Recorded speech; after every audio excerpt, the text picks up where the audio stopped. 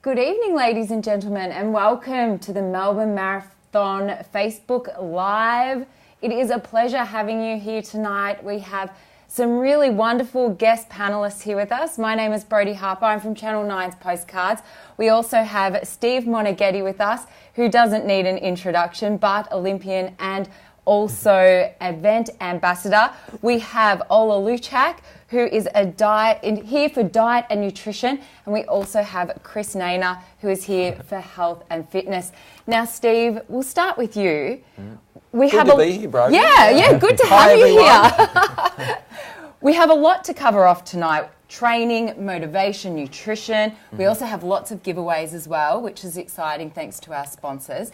Tell me, does Melbourne hold a special place in your heart? Oh, of course it does. You know, obviously being a Victorian, and when I was growing up, I had the fortunate situation of coming from Ballarat, and we'd bring a team down. The club that I ran for would always have runners running, and I remember sitting on the side in the gutter, basically, on the bridge on St Kilda Road, and watching the run come through, and seeing Andrew Lloyd and some of the legends of running who were running at the time, and thinking, wow, one day I might be able to run a marathon. So, and then obviously transitioning through and coming back and doing some pacing and helping some of my friends get through the Melbourne Marathon has been tremendous. And I think I've run in every event, not every marathon event, but I've run in every event, as in I've done the half, the 10, you know, the 5K, 7K, every run that they've ever had here.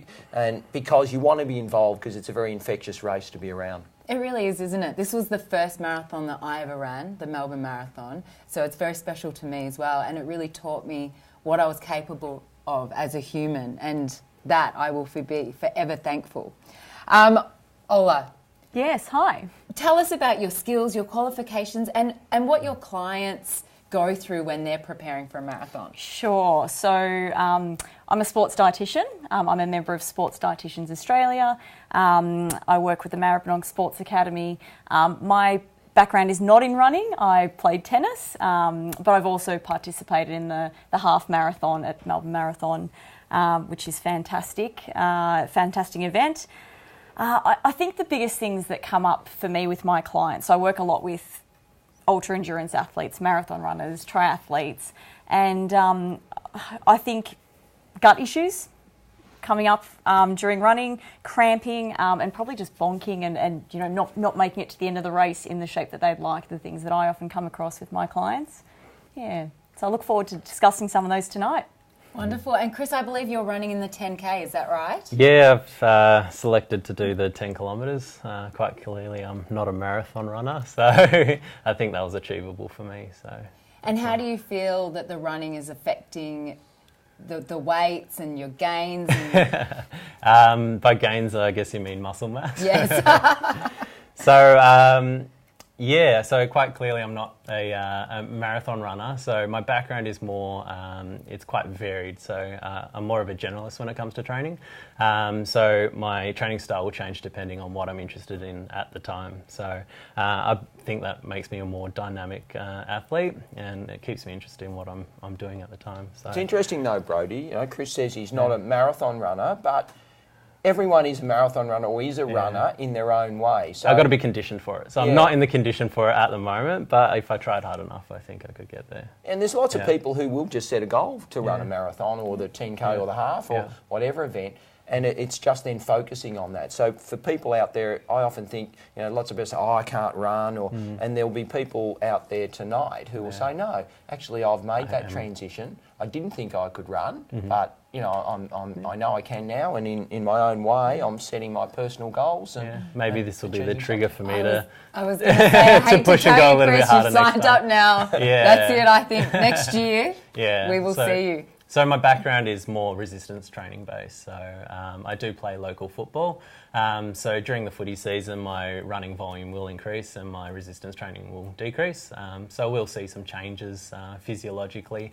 I'll see my strength will reduce, my size will reduce, but I'll be more agile, have more agility, more speed and more endurance. So it's a bit of a trade-off for the sport because you've got to train quite specifically for it. So. Excellent. Well, as you can see, we have a wonderful panel ahead for you tonight. Now, don't forget to write in below the questions that you would like any of us to answer. That's what we're here for. And we also have lots of giveaways tonight. So tune in and make sure you watch and ask us lots of questions to go into the running.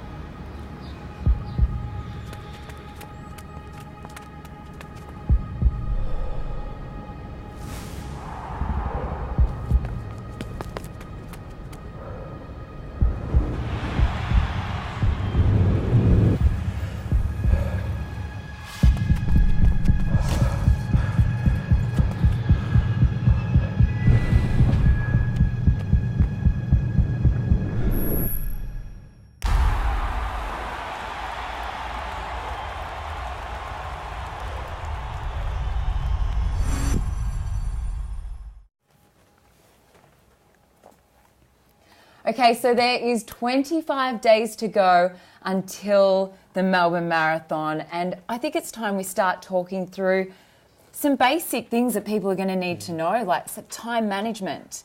How do you go with your time management? Yeah, obviously for me, it's what I do. So, but I'm always conscious of balancing it up for people, and depending on the event that you're doing, and that may be the decision that you make. To run the marathon, you almost need to put your life on hold, and you need to be a little bit selfish. Whereas if you're in a position where you can't do that, then opt for the half marathon. I normally would say to people that you need over 1 week, and you will have just completed or about now, you need to maximise your weekly mileage at about twice the distance. So if you don't think you can run 80k a week, then pick the half.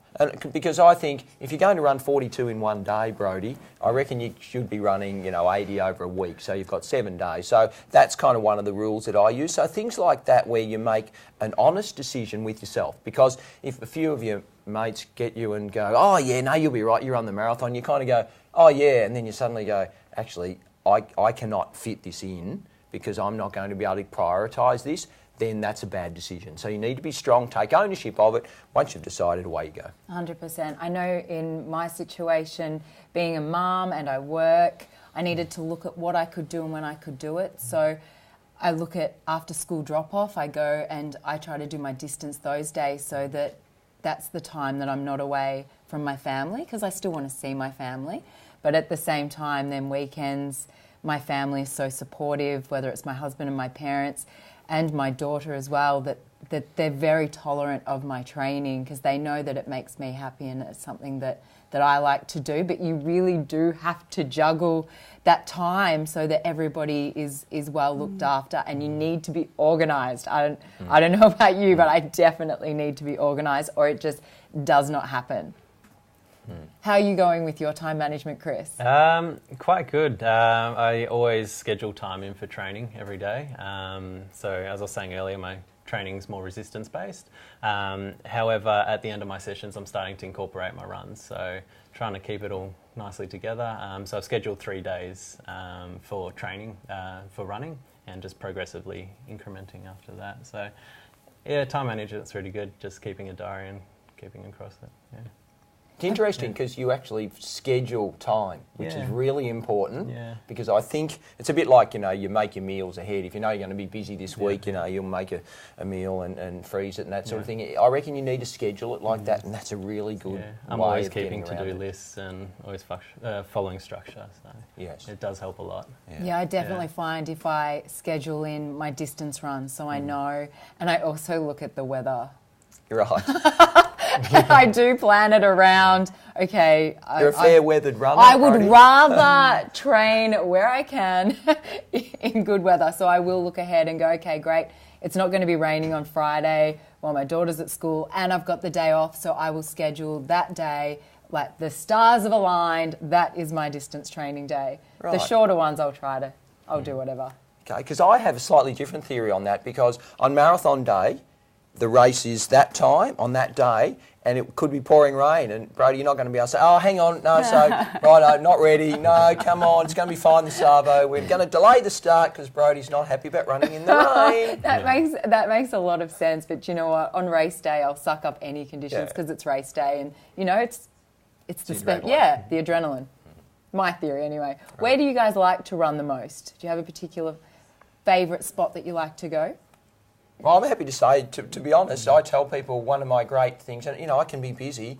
I love going into the forest. We've got a forest just on the side of Ballarat, Creswick State Forest. Would you believe because I was here tonight, coming down from Ballarat, I actually ran at lunchtime today in that forest, and would you believe I actually got lost today? So I was intending on running about 10k, and I ended up going about 17. But I never actually say I'm lost. I just say that I didn't know where I was. So there is a difference because I wasn't technically lost because I obviously know my way around that forest. I've been running in there for 40 years. But so I knew I would get out of there, but it was just a moment where I'm thinking, maybe I'm not going to make that event tonight. But I got out, I'm safe, I'm here to tell the story. Fortunately, you're here. And that's what happens, you know, and I'll just back off, so I'll cut off a couple of Ks on my run tomorrow. So, you know, I sucked it up, took the experience. I enjoyed being out there a bit longer, to be honest. But so now I'll change my training for the rest of the week to accommodate those extra 5 or 6 Ks I did. And Ola, where do you like to go exercise and train? I actually like to run around Albert Park Lake. So I went to high school really close to there. So at lunchtime sometimes I'd run around there, and it's a good sort of 4.5, 5 kilometres. So I was working at MSAC for a few years there. So that was a good spot for me. Could do 1 lap, 2 if you're feeling pretty good, and it's so beautiful there on the water. So that's where I like to enjoy going for a bit of a run sometimes. I like the scenery of like the parkland, but I find the track is a good place to go because then I can actually measure my runs and my timing and all that sort of thing. So, and I like the cushion, like the softness of the ground opposed to the hard track all the time. So yeah. It's interesting, Ola, because you're on the course, which I actually tell people we're 25 days out now. Some advice that I like to give people is to run over sections of the course so you get a familiarity with that bit, and if it could be, you know, if it's windy or where the prevailing wind may be, it just gives you a bit of familiarity with the course. And sometimes I think in the events you're going to do, you want to be comfortable, and some of the variables you might as well tick off now. So if you can run bits of the course and you know where it goes, then that familiarity will tick that box. So I like the fact you're running on parts of the course. Oh, well, thank you. Accidentally or by choice? Definitely accidentally, but we were talking about that earlier. We were saying, you know, you're just saying now that it's so important to practice what you're going to do on race day, and it's so important to practice your nutrition and make sure that you're doing that in your training so that your body knows what to expect on race day. So, I think practicing, you know, everything that's going to, you know, be thrown at you at race day is very important. Yeah. So do you think then when it comes to training days and rest days, not necessarily race day, would you do different things with your nutrition or? Yeah, definitely. So obviously on days that you've got a longer training run, you're expending more energy, you're using up more carbohydrates. So they're probably the 2 things that will change. You need to probably fuel a little bit more with carbohydrates if you're wanting to have a good quick run. So probably putting more carbohydrates in before, during and after the run, your protein also coming in as well for recovery. But that's probably what changes. The volume of carbohydrates will sort of increase on those heavier training days. There's a lot of talk about protein. How much protein is enough protein, and what kind of protein do you... Chris says never enough protein. Do you mind if I answer this first? Go for it. It sounds like you're ready to... But look, this is something that I find a lot of athletes don't do very well. We get all of our protein in at dinner time, and we can't utilise protein, you know, for more, you know, after about 2.5, 3 hours, those building blocks, we excrete them out of our bodies. So really, we need to try and spread protein into breakfast, into lunch, into dinner, maybe even into snacks. And then you're getting 5 or 6 opportunities in the day where your body's healing and repairing from that last training run that you did. So the spread of protein for me is much more important than actually how much you consume in a day. And to answer your question, probably at least 20 grams with each meal. Which isn't that hard to get in. It's about a deck of cards of meat is about 25 grams of protein, is a really nice way to spread things for your training diet.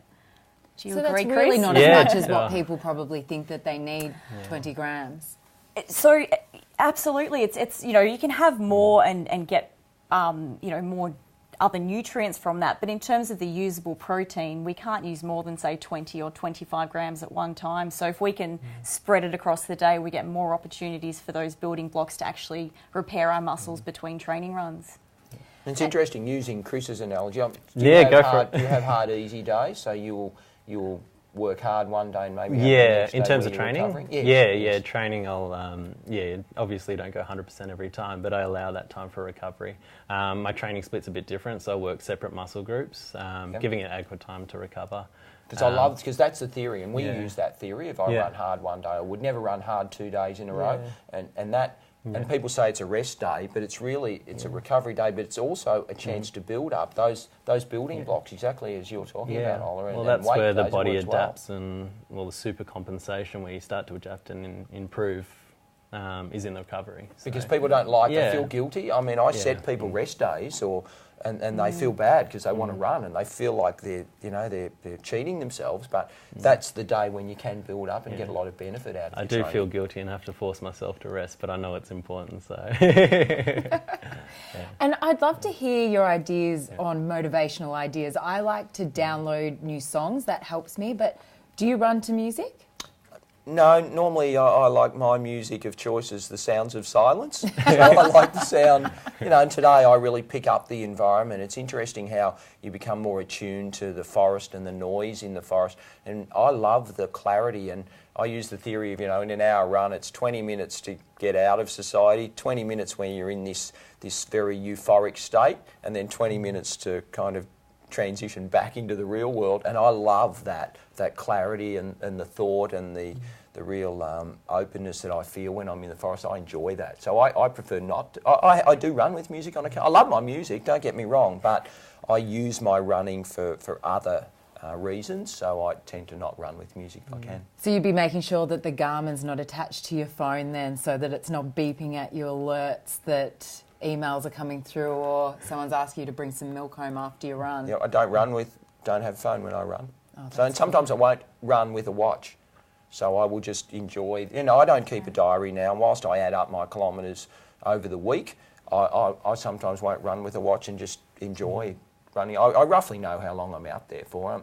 I might time when I leave, so, it's 1 o'clock and then I'm back at 2. I ran for an hour, but I'm not fastidious with timing it.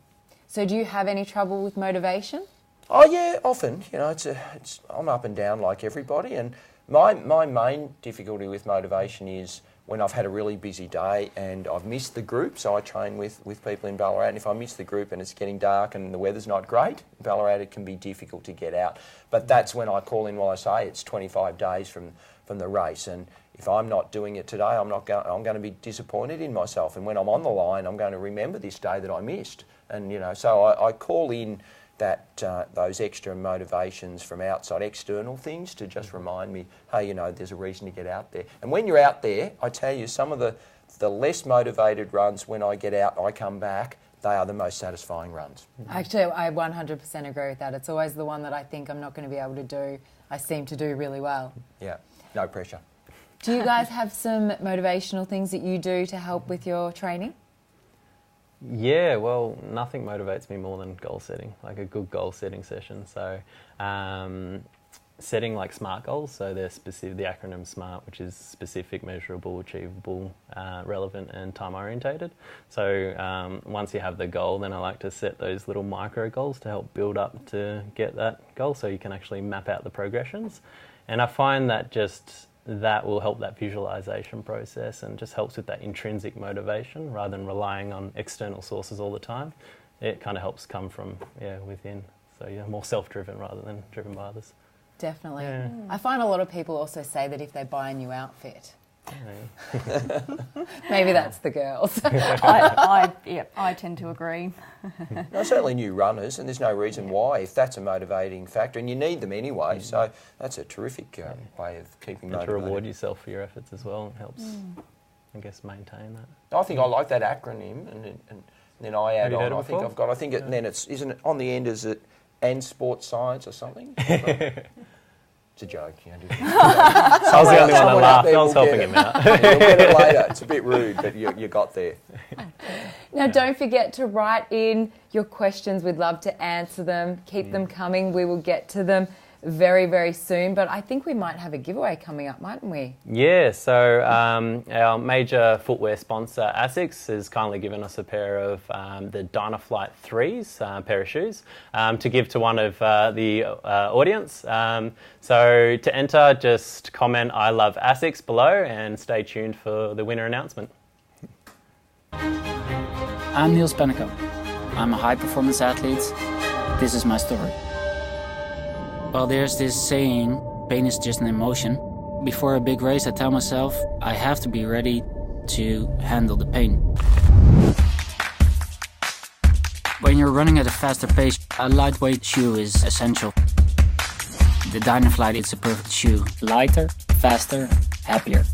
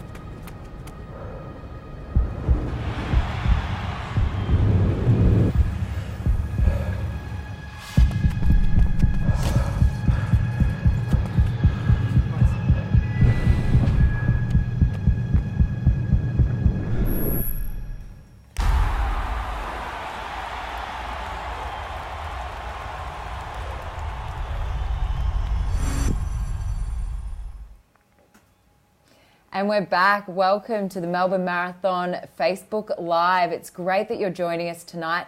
And come back very late, or don't go anywhere, because we will be announcing the winners of the prizes later. But things don't always go to plan when you're training for marathons, half marathons, or any runs.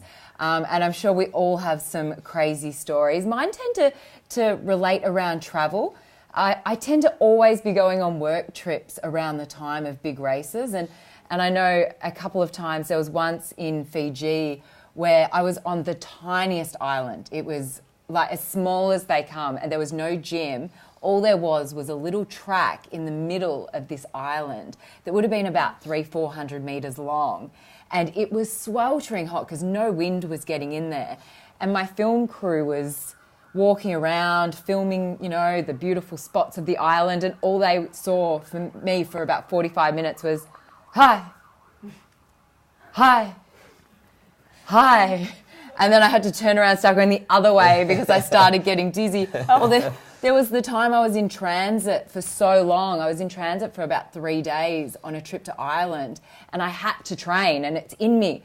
I have to train. I've been on an aeroplane for so long that I had my carry-on, and I found a flight of stairs and just walked up and down. Now, it wasn't funny until the security guard came up to me and said, "What are you doing?" And I'm like, "I'm not doing anything wrong. I'm just training." Yeah. How about you? That's dedication, though. That's good. I mean, they think you're crazy, and I was all right with that. Yeah. No, I've had a couple of situations, certainly, you know, along those lines where I'm so determined to get my run in that we'll travel and land at some hotel, and the run's the number one priority. So, you know, throw your bags in and out the door and run and run in some beautiful locations until you then realise, what was the name of that hotel?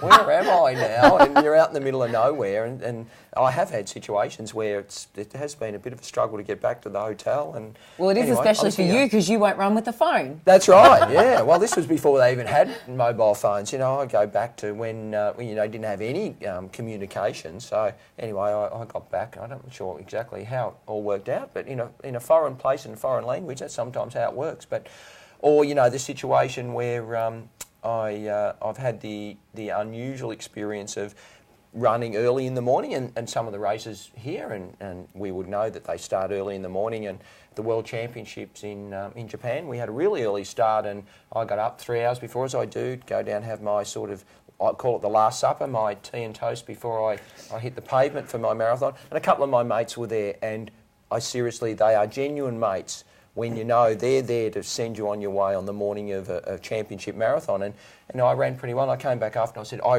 I really appreciated you getting up to come down and support me. And they looked at me, and I just could sense there was something funny going on here.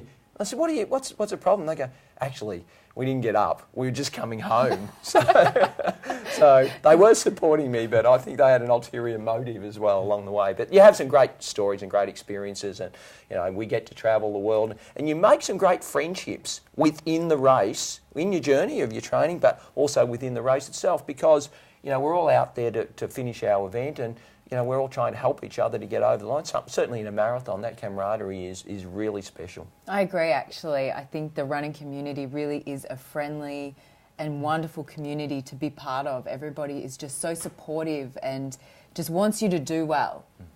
Now, Ola, you talk a lot about not changing anything on race day. Yes. I'm well accustomed to enjoying a wine before bed and then waking up the next day and training. Does that mean I can do that the night before? How much is okay for people to drink while they're training? Sure. You know where I'm going with this question. Sure. And look, it really depends on what you're running for, what your motivation is. If it is for enjoyment and, health and fitness, then, having a glass of wine couple of times a week with dinner, probably isn't going to interfere with your training too much. But I'd probably keep it to that, no more than 2 drinks. Obviously, it can affect your hydration. It can affect your sleep patterns. It can affect actually how we store carbohydrates in the body a little bit too. So it can have negative impacts, but I guess everything in moderation, if it's there to be enjoyed, and when you're going to have it, if you're going to have it, enjoy it. Maybe not before a long run, the night before, but otherwise, on a non-training day, absolutely, a glass of wine with dinner can be great. And Chris, is it too late for people to start training for events? There's a 3K, a 5K, the 10, the half. It may be a little bit late to sign up for a full. Yeah. But is it what can people do from here on up to the event? Well, I only signed up on Sunday, so not too long ago. But as you said, they've got the 3-kilometre walk, they've got a 5-kilometre run, or you can do the 10K with me. So if you're not quite able to do the full marathon, you can choose one of those other options. Yeah. And I guess, a lot of these events, the 3, the 5, the 10, you can run them. You can. People get in their head that they just have to be able, but I can't run 5Ks or I can't run 3. And it's like, well, just do what you can do. Just do your best and have fun and enjoy the experience. To be honest, I'll probably be walking a little bit of it too. That's fine, and I don't have a problem with that. If you set a goal and realistically you need to mix it up with some walking, that's fine. My goal is to not stop, but we'll see how we go. It's a good goal. I think if that goal's in your head, I think when you start slowing down, right. it will drive you that little bit harder. Yeah. I think walking through the drink stations is really, certainly in the half and in the marathon, I think, that way you are getting some of your hydration on and you get a bit of a recovery. And I don't mind breaking it. We're all goal orientated, I'm sensing, and to have a goal of I'll get to the next drink station and then I'll give myself because we're so stubborn, we don't want to stop. But if you say to yourself, okay, no, I'm allowing myself to walk through the drink station, and you might get a jelly bean or a gel and then have some water to keep hydrated, then that you're getting hydrated and you're giving yourself that opportunity to just have a little recovery as well. That's interesting that you say to walk through the drink station, because I always run through them and sloppily try to have my drink, and I get more on me than I do in my mouth. And do you think it's okay? Because mentally I kind of think that's 10 seconds, or I know that's crazy because 10 seconds, but... Yeah, and again, it's something I think that the 10-second loss, you gain so much from being hydrated or having those electrolytes on board or gel. I do remember the story of, going through a drink station and grabbing a cup of water and it was pretty hot and I sipped and threw it over my head and then I worked out it wasn't water, it was a sports drink, and it got very sticky for the next. So I was going through I was walking through a few drink stations after that to wash all this sticky stuff off me. But there's a lesson for beginners out there. Just make sure it is water. Have a sip first. I love with some of the marathons where they hand out the Vaseline on a stick with the big sign next to it saying, "This is Vaseline, do not eat." Yeah. Probably to stop things like that from happening. Of course, so many crazy things happen when you're training, when you're running, but that's what we love about it, isn't it? You know, it's just the thrill of living, really. And the unpredictability. Yeah. And things will happen. And I say there is no such thing as a perfect race. Things will happen, but just go with it. So don't think you're the only one that has this thing happen to you. It happens to all of us. It's the way you deal with it and just let it brush over you, or you get on with the business, or you deal with it in your own way. That's the really important thing. 100%. Now, thanks to one of our sponsors, Garmin, tonight we will be giving away a Forerunner 35. All you need to do is write "I love Garmin" below and you go into the draw to win this epic prize. I don't know about everyone else, but I love my Garmin, so make sure you write "I love Garmin" below, and we will be announcing the winner a little bit later on, but we'll be back very soon.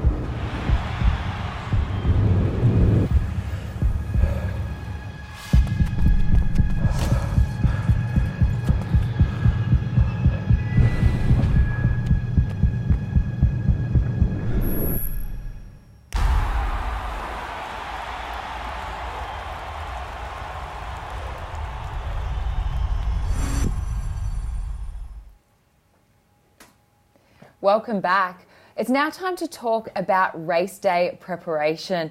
I'm sure everybody has a different way of doing things. I know for myself, I really like to be organised, super organised. So everything's laid out on the floor, everything's in a position and ready to go so that I just know. I mean, I don't know about you, but I never sleep the night before anyway.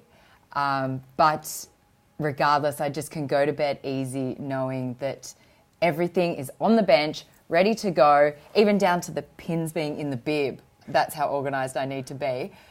How about you?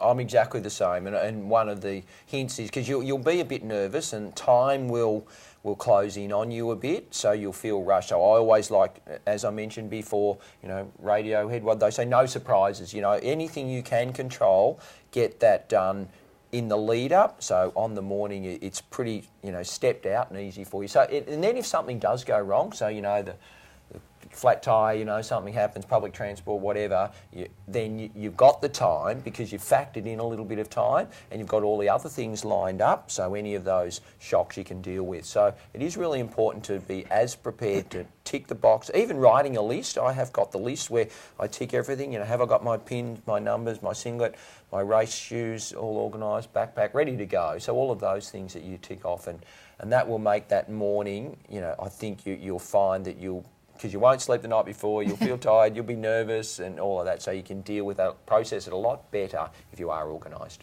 I have arrived at the Melbourne Marathon to compete in the half before and left my pins at home, and you would be surprised how few there are floating around. It's kind of like can I just pinch one? Can I just pinch one until you've got enough that you need? Chris, how do you help your clients prepare for a big event? Yeah, well, it depends what the event is, really.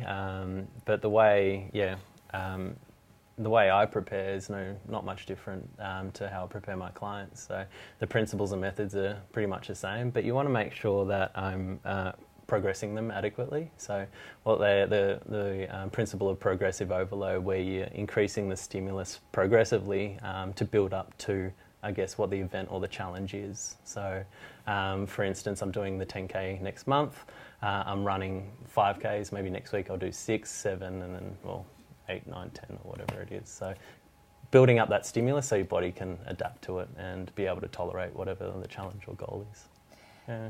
And Ola, what should we be eating the night before, the morning of, during, and then post as well? I mean, it's something that we don't talk about all that often. What should we be fueling our body with once it's over?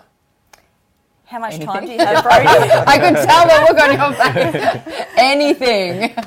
Pile it in. You deserve a little bit of celebration, surely. Absolutely. And look, I could talk about this for an hour. I'll try and keep it brief. But the day before, so really, we want to top up our carbohydrate stores. We want to make sure we can actually store carbohydrates in our muscles. So we want to make sure we're fueling up those fuel stores. And for most people, I mean, if you want to carbohydrate load properly, you probably should work with a sports dietitian. But otherwise, for most of us, trying to include carbohydrates into breakfast, lunch, dinner is really important the day before. But the other really important thing is to keep it low in fibre. So this is where a lot of people run into tummy troubles. And if we can, so with fibre, we actually, it can stay in the system for maybe 24 hours. So if the next day you've got a gut full of fibre, that's going to have to move through when you start running. So if the day before you clear out that fibre, and it's going to look like the opposite to a healthy diet. So you try and take out the vegetables, you try and remove the skins of fruits, you cut down on nuts and seeds and those sorts of things, and then they don't stay in the system. So the next day, again, there's nothing to really move through. So focusing on carbohydrates, so maybe a rice dish or a pasta dish the night before, but actually removing the vegetables can help on race day in a big way.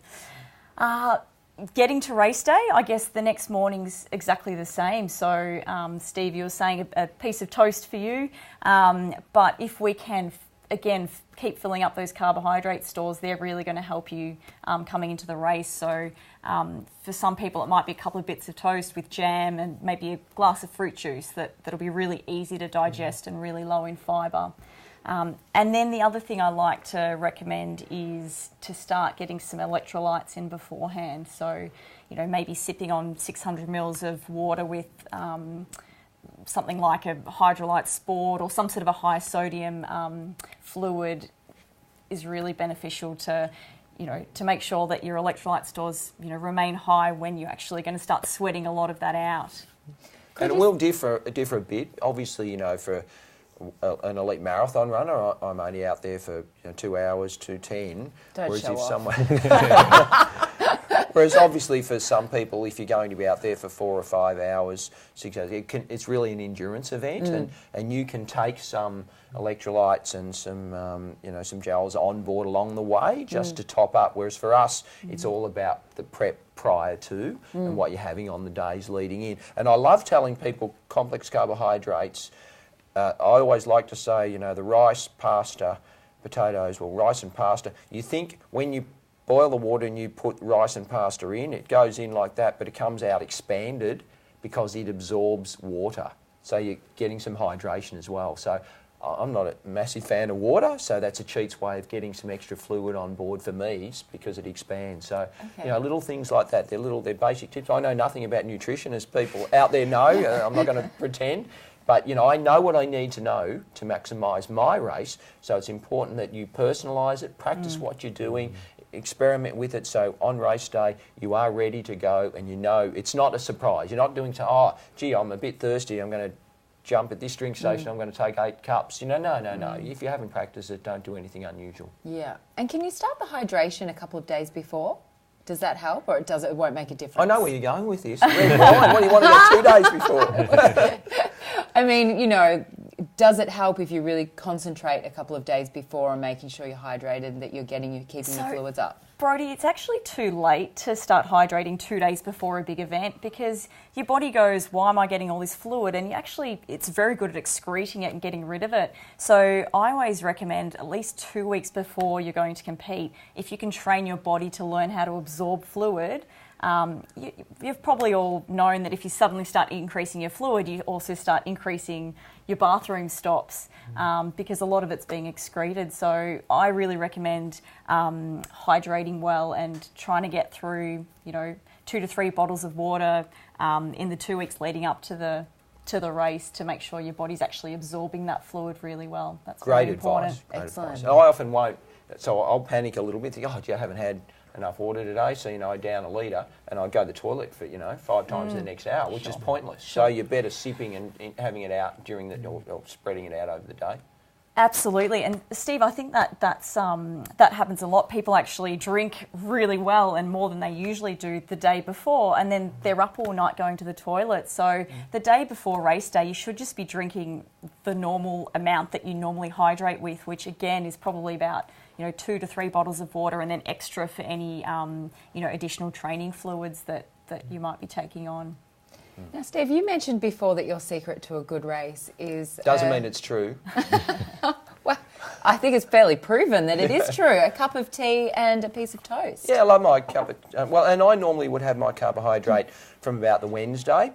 And I am actually reducing my training. So my training's backing off, so my training intensity's, declining while my carbohydrate intake's increasing, so I'm building up my glycogen stores and I'm not burning it up by training. So I'm trying to maximise my stores, and I'm hoping that by the night before it's full, topped up, plenty, my tank's full and I'm ready to go. And on the morning I'll have a couple of pieces of toast, because my digestive system will close down because all my blood's going out to my muscles. So whatever I eat anyway, I'm not going to get a lot of nutritional value out of. I basically eat for 2 reasons: stop the stomach grumbling. One other reason, which is not a very nice one, is to just make sure it gets my system regular, so it pushes out what I've had the night before, and I'm ready to go. I will often have a couple of toilet stops because you get a bit nervous. So those carbohydrates I had before, topped it up the night before, have a few pieces of toast and a cup of tea, just gets the system going, and that's enough for me to get through the race. Random question, but what do you like on your toast? I like Vegemite, yeah. So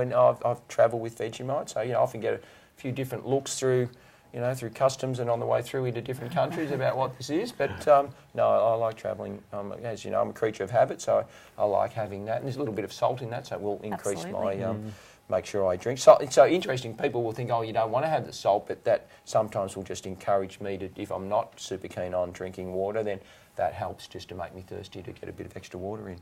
We have a few questions coming through, so I might ask some. We'll start with you, Steve. Mm-hmm. Nina from Melbourne. Hi, Steve. This is my first marathon, and I am wondering, would you recommend to try to run the marathon at one steady pace only, or to run the first 21 kilometres at a slightly faster pace, knowing that you will slow down for the second half? Oh, well, Nina, you're onto it. You will understand. I normally have a 2-minute differential slowing down in the second half. Yeah, so great theory.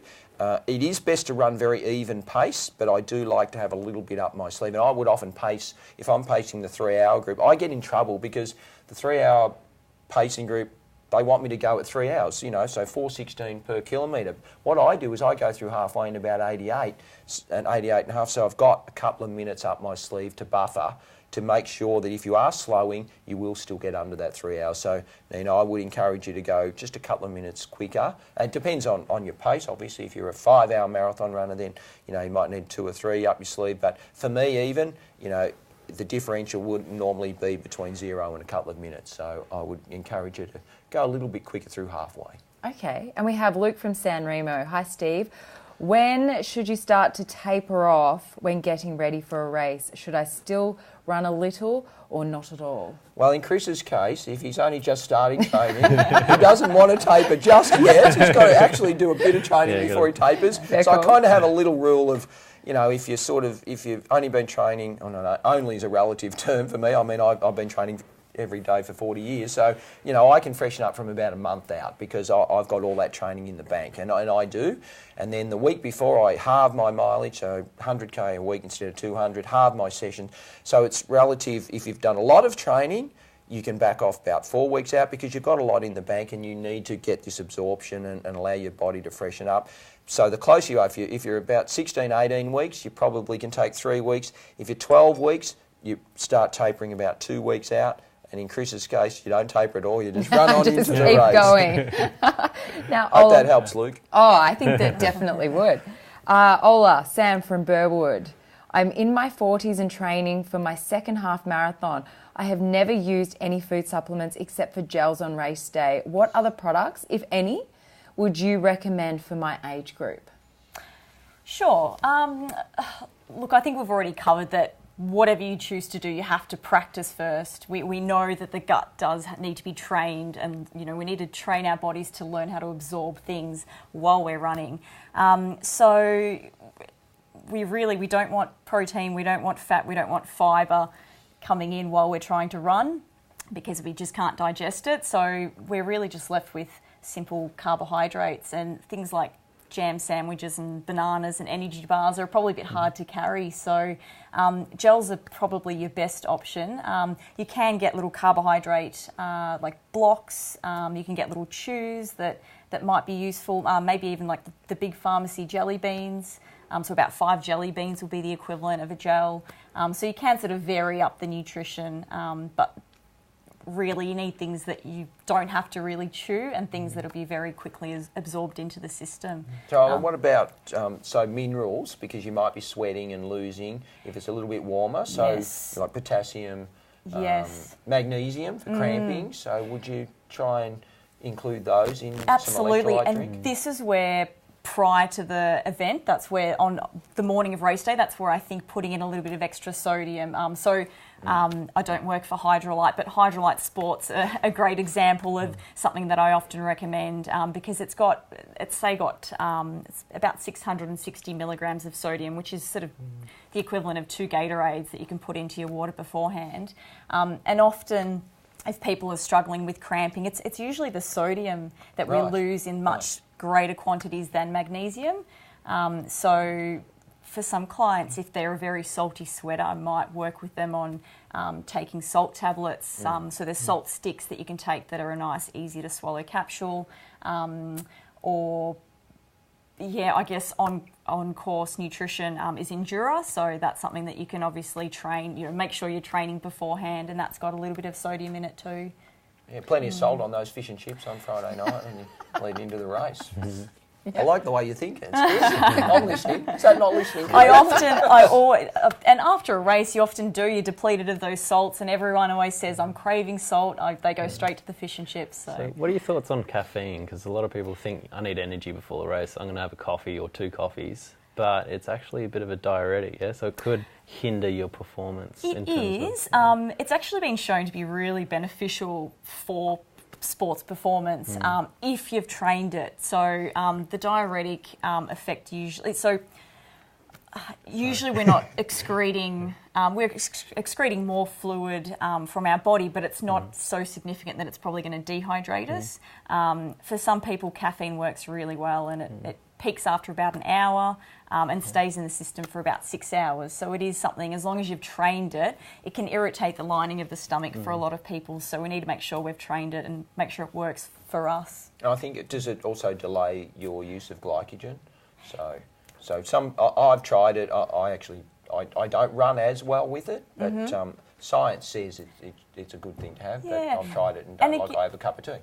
Sure. Still got caffeine in it. It can help to delay that fatigue because it does stimulate your central nervous system, so your brain's kind of pretty alert and awake, and makes you think that you're you're not getting as tired. So it can be useful for some people, but definitely something you need to try because it doesn't work for everyone, and it can send some people to the toilet. I quite like the gels with the caffeine in it, and I'll use that about the halfway mark for a bit of a lift.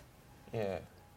People will use it near the end when they're getting a bit fatigued and tired and struggling to concentrate, seems to kick in. Gives them a bit of a boost. So again, it starts to enter the bloodstream and peaks after an hour. So halfway through a race, Brody, is perfect. You've still got, a little bit of a way to go, and it'll really start to kick in and give you a bit of a happy hit towards the end of the race. And we have Anna from New Zealand. Hi, Ola. What should my macros be in the 6 weeks leading up to race day? I'm running 5 days, 50 kilometres a week. Okay, so I don't really encourage my clients to count macros, but to give you an answer, you're probably looking at something like 50 to 60% of your calories coming from carbohydrates, probably 15 to 20% protein, and the rest fat. But what's more important for Anna to keep in mind is that protein spread that we spoke about earlier, and spreading the protein across the day in your training so you're recovering well between those runs. And then the other thing would be fat. We can obviously get from many sources. Trying to get it from healthy fat sources is important. So going more for nuts, seeds, avocado, olive oils is great to include in the training diet. And the one that, if you're going to count something, I would look at carbohydrate intake. And for most runners who are looking to perform really well, we're looking at about 5 to 7 grams per kilogram. So if you're a 60 kilogram athlete, that's at least 300 grams of carbohydrate on a heavy training day that you might be trying to include. But good luck to Anna. Yeah. What a macro. So I'm so glad you asked that. I didn't want to look silly if I did. I'm happy to look silly. I don't know. So there are 4 protein. carbohydrates, proteins, fats, and alcohol is actually the other macro, which so basically anything that's providing a calorie or a fuel source to the body. Okay. Yeah. Thanks, Anna. Yes, we're going home smarter for that question. Chris, Nick from Sydney. Hi, Chris. What does your training schedule look like per week? What's your split between weights versus cardio? Well, prior to signing up to the 10K, it's 6 days of training, 1 day of rest, and it's a combination between body weight training, 50%, and the other 50% is more hypertrophy bodybuilder style training, where it's like 8 reps to 12 rep range and really overloading the muscles. But now I'm introducing more running, so 3 days a week I've promised to go for a run after my sessions, so I'm still prioritising my resistance training. But what I would do is I'll progressively overload from week to week up until the event. So currently I'm doing about, at the start of the week I'll do a 3K run, work it up to a 5K run, and then a 6 or a 7K run later on in the week, just making sure I split it. And have enough rest time in between so my body can adapt and improve. And then every week that will probably jump up another kilometre or so, because I've only got 25 days, so it's crunch time for me. Start running. Start running. Yeah. And that rest day, Chris, will it always be the same day? So do you schedule the rest day? Well, it really depends. I'll listen to my body. So if, because running's not my... I'm not really quite conditioned to running, so if my ankles are sore, my knees are sore, I'll still do some light work and more rehab work, but I might push that run to the next day. So I still have a little bit of leeway, but always listen to your body. Yeah. I sometimes struggle with having my set rest day and listening to my body, because when you work and also juggling my little girl, if I listen to my body, and then I just about would never get to run, because between work days, and so some days I just have to push through, and then some days my rest days are work days, because otherwise then I never get a proper rest day and never have a proper running schedule. So it's just always up in the air, juggling the best that I can. And I mean, I would imagine there'd be lots of other people out there that are doing the same thing and can't have a set schedule and just have to work around that. Yeah. Now, we've touched on this a bit, but Claire from Adelaide. Hi, Chris. I'm in Melbourne the weekend of the marathon and wondering if you think it's too late to sign up and start training for the 10K. So it really depends on what your baseline fitness is at. If you can comfortably run about 5 to 6 Ks, you should be fine to do the 10. As we said earlier, you can walk some of it. So there's no pressure to actually run it all through. But if you want to set that goal a little bit higher, then give it a go. But yeah, they have the other options of a 3K walk or a 5K run or the 10K as well. So we have a few more questions here. These are open to anyone that would like to answer them. Dylan Stainer, I'm hoping I pronounced that right. Any tips for dealing with pre-run and early run nerves. I think I need to focus on pacing myself at the start and not getting carried away running the first 5Ks of my first half in a 5K PB time.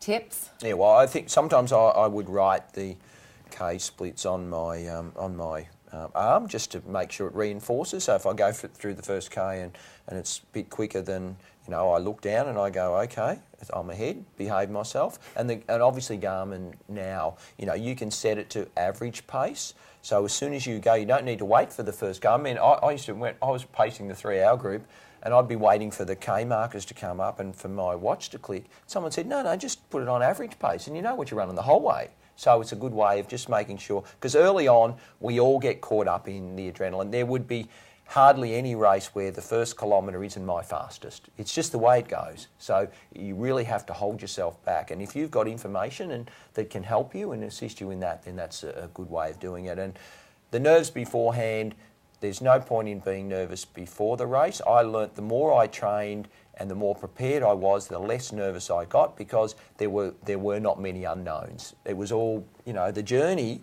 I often say to people, when you're on the start line of the event, the work's done. Enjoy it, because what unfolds will be reflective of the work that you've done. So why would you be worried about the unknown ahead? You can't control that. What you can control is the journey that you've come on to get you to this point. So just back yourself in, be nervous for people around you and, interact with people around you and suck all of that up. And once a gun goes, then lock in, the procedure that you've got, like your splits and that on, and the information you can get off your technology. I find I always run faster at the start of a race if I have a friend or someone I know standing with me. If they've, we've just happened to be there at the same time and then the gun goes and it's like you're feeding off each other and then you look down, it's like, oh gosh, like I was meant to be running 5-minute Ks and I'm running 4:30s or something, but it's harder to pull back if it was just me on my own. Just get some slower friends, Brodie. Friends too fast. Total exaggeration there, and was just an example. I wish I could run 4:30s. That would be me sprinting. But I find if there's people that I feed off, that's when I really start to push too hard. I need to rezone myself and go into my own space. And remember, you've worked really hard to get to this point. Run your own race, not somebody else's. Yeah. That's great advice, and you can do a lot of things to mess your race up. There are not so many things you can do to improve it, so stick to your plan and don't be doing, the silly nutrition things or running, going off and showing off in front of your friend, or you see, your family or friends are at a particular point and you want to rush off to see them. Hold back on all of that stuff. Just stick to being a very basic plan. Okay, good tip. We have Kate Galash. Should children and or adolescents who are starting out running use the same build-up rule of 10% increase to build up running Ks? Chris, you might be able to answer that one for us. The children, so progressive overload will apply to everyone if they want to adapt and get better. So, I couldn't see how it would be. I guess it's just the age of the kid as to the distance that they're running, isn't it? Because you need to allow for the fact that they've got little legs, So say for my 5.5-year-old, 1 to 2 kilometres would be the equivalent of probably me running probably a 15-kilometre race. And if she's doing something, I need to allow that, she's just got little legs. So I always think drop back a distance to what you think. It's what you think and drop back a distance. And we do have age limitations on the different events. But I always think, isn't it better to have had a child or a family member who's finished and they've had a great experience? Yes. I could have gone a bit further and I love that. Great. Whereas, crying kid on the finish line's probably, that's not going to end well. No, I totally agree. I think that if there's children out here doing things and they're competing and taking part in stuff, they want to be doing it because they're having fun, because it's what it's about. It is really what it's about, and it's great. There's lots of kids that are super quick and really focused and competitive and want to run fast, which is fabulous. But I just think even if you have a child that's walking a short distance because they wanted to be able to wear a bib on their top and do something with mum and dad. Or you see in some of the shorter distances when you're allowed to have strollers, you know, and the kids are pumped because they're there with mum and they're waving to people and they're like, I'm just here and I'm taking part of it. And that's what it's about. It's not always about, I mean, I suppose it is about who can run the fastest marathon, and that is epic, but, you know, the kids that are having fun, that's the future of the sport. And if you don't nurture that, then they won't continue in it. Yeah, I have another piece of advice. I often will tell, especially with children, I tell the parents to put the children in another event, because there's nothing worse than your kid beating you. And that happens, let's be honest, and it's going to keep happening. I'm not there yet, but I don't think I'm that far, actually.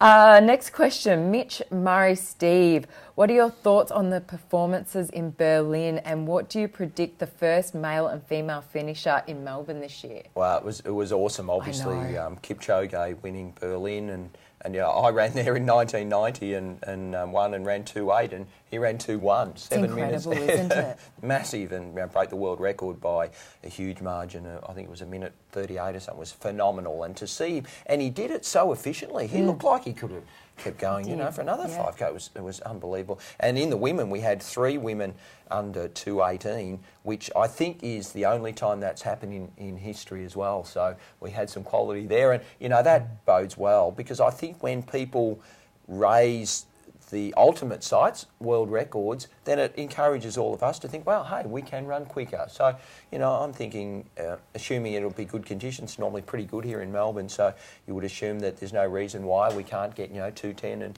and in the mid-220s for the women.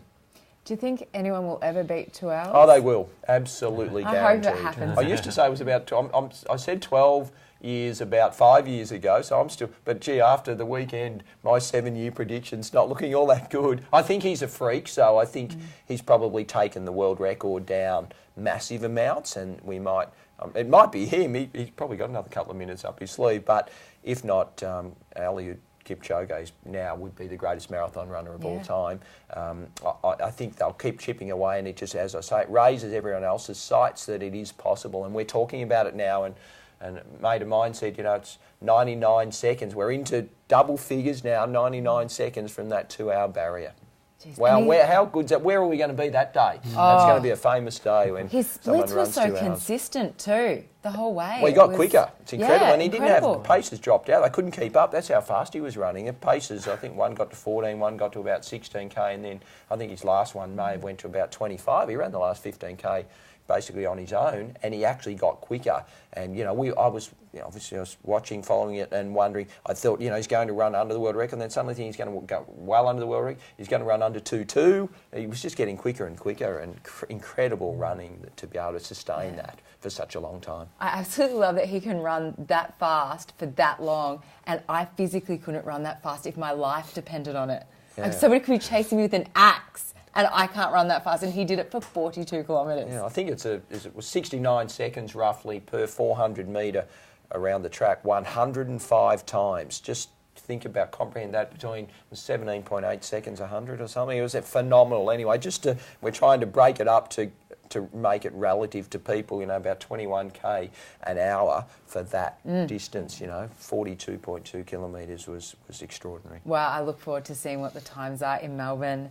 They're going to be wonderful. I can feel it. Yep. We have one more question. Kathleen Kent, I've done 2 half marathons this year and got sick afterwards. What do you think may have attributed to this, and any tips on prevention? I guess that's over to me for that one. Look, obviously, half marathons do put a lot of stress on the body. So really, we want to be making sure that we're fueling really well in the lead up.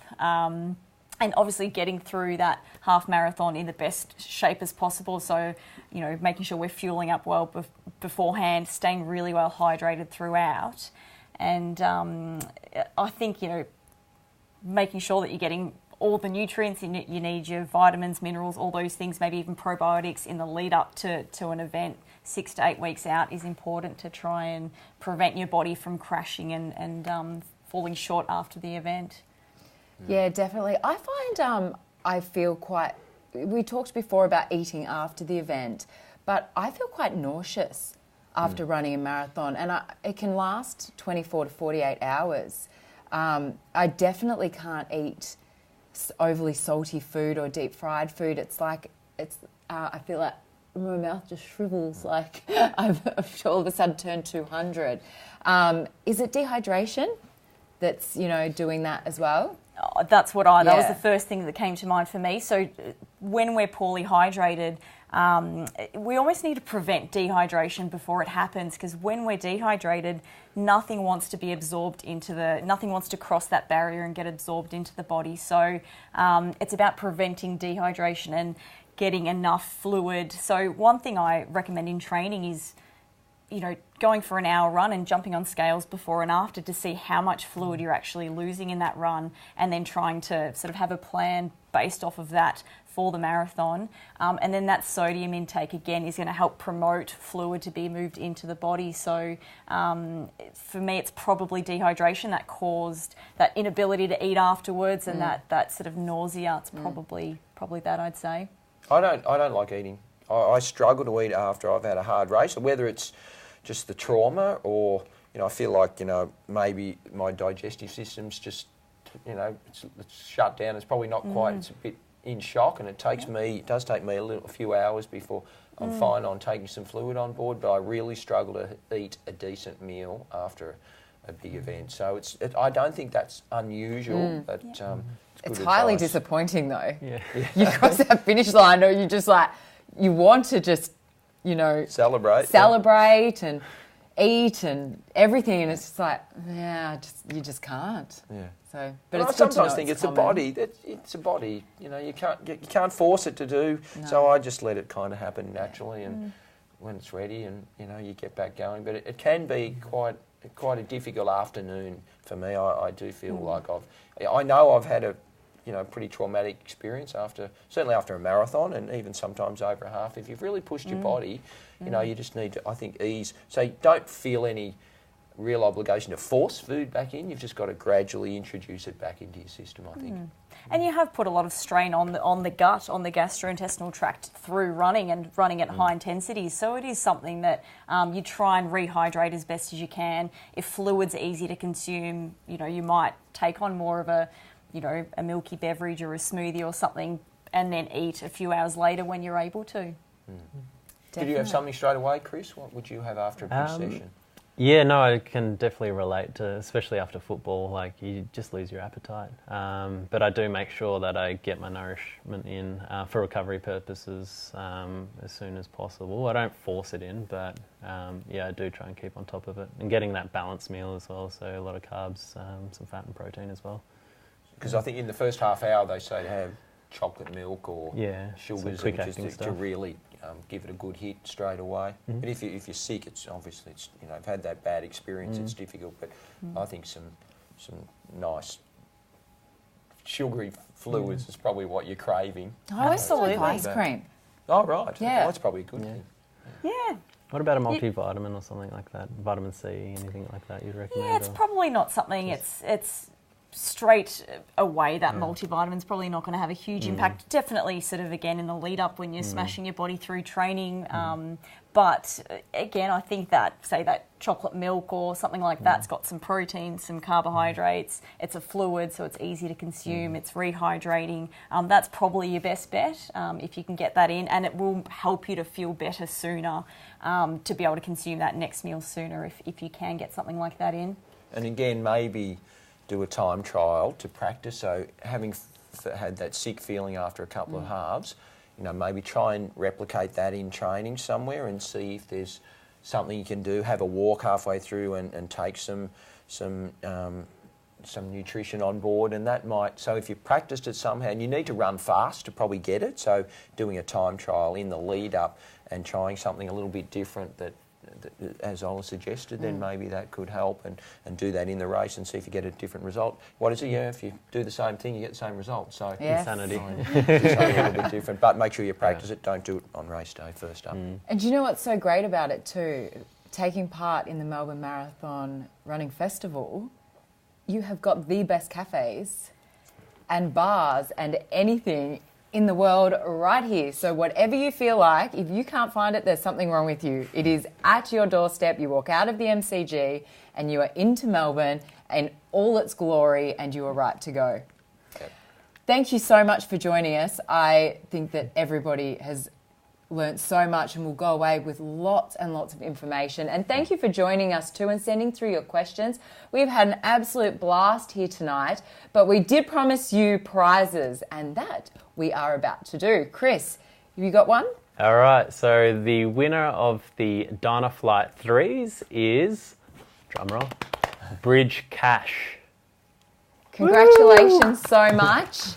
And we also have the Garmin Forerunner 35 to give away as well. And that is going to Lee S. Hutchinson.